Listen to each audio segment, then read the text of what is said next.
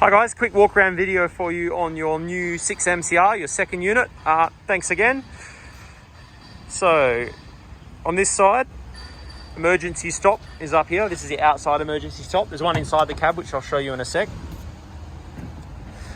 This is the starter motor isolator. This is the battery isolator. The battery's under this lid. If you need to jump start the machine, you can get access to the positive terminal here and then use an earth for the jump start, or you can take the lid off the battery. So 1, 2, 3, 4 screws, take it off, and then the 2 terminals are there. Your radiator, control valve, some grease points here. In the operator's manual, it will show you which grease points and how often to grease it. So here's 2 grease points. This goes down to the slew bearing. Around the back, the additional counterweight. The camera, rear view camera is up there, rear work light and the flashing light is up there. Travel alarm is located there. The fuel filters, fuel lift pump, fuel pressure sensor. If there's no fuel, the motor won't start. So if the motor won't start, good thing to make sure is, okay, is it empty? And if it's not empty, are these terminals on the lift pump properly? And then if you get water in the fuel, if you get bad fuel, there's a sensor for that. If this is the water separator. If this gets full of water, it won't let you start. It'll say, hey, I'm full of water, I'm not happy with that. So you have to drain the water out of the system. Engine oil filter, engine oil dipstick, diesel fuel tank, coolant. Just under here, you just see it here. This is a fuse for the alternator. So if you have a problem with the alternator, it's going to blow that fuse. Sometimes we've had in the past that fuse is blown from vibration. It's fixed now because we're on a different mount. But if you get a flat battery, potentially a good thing is just to check that fuse to make sure that's not blown, because you think it might be the battery, but it's just not getting charged.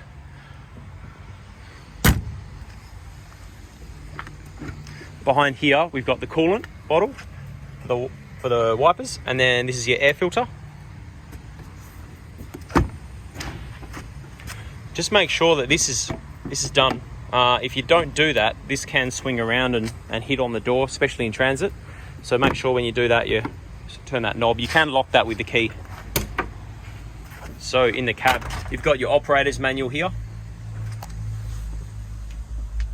And then up in the cab, this is your second emergency stop button. If the engine's not turning over or starting, there's a good chance somebody's pressed the emergency stop button. So make sure they're not depressed. You've got the UHF there, radio, grease gun, grease cartridge for you, tool bag, fire extinguisher in the cab, seat covers on the seat. So we'll just go key on for you. Same as the other machine. So your quick hitch switch is here. So you hold that down and it brings the cylinder closer together. That lets you come out of the attachment. When you go in, hook your front pin on, hold that switch down, it'll bring it in, roll in, let go of the switch and it'll push out. You don't need to activate the boomer or anything to make the pump stroke to do it. It'll do it automatically. If you're lifting with that lifting eye, which is on the back there, you're not going to have an attachment on. Get rid of the weight. So the alarm will be going off because it's saying, hey, I'm not attached properly. So you can override that alarm by holding this button down for 3 seconds. This button here switches between, if you've got a skid steer bucket on, you want the bucket cylinder to work the opposite way, because when you come in this way with an excavator bucket, the bucket curls into you. When you go like this on a skid steer, the bucket actually curls up that way. So you can switch the direction that joystick works with this button.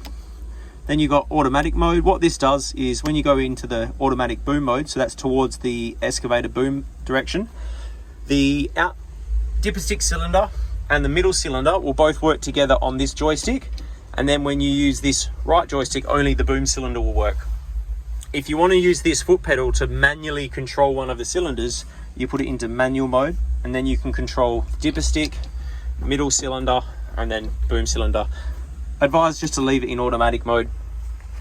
When you're in automatic mode, if you want to lift up, especially with the pallet forks and the skid bucket, etc., if you want to lift straight up in the air or straight down, you just hold this top button in. So hold that in. Now this joystick will only do the middle cylinder, not the back cylinder. That's really helpful for if you want to stay close to the machine.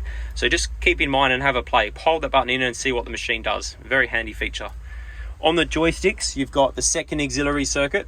So that's really handy if you've got I don't think you guys do, but if you've got an attachment that needs 2 circuits, this is your second auxiliary. You press this button once, and then this joystick slide switch does the offset boom. So offset boom is on there, press it again, it goes back to the second auxiliary circuit.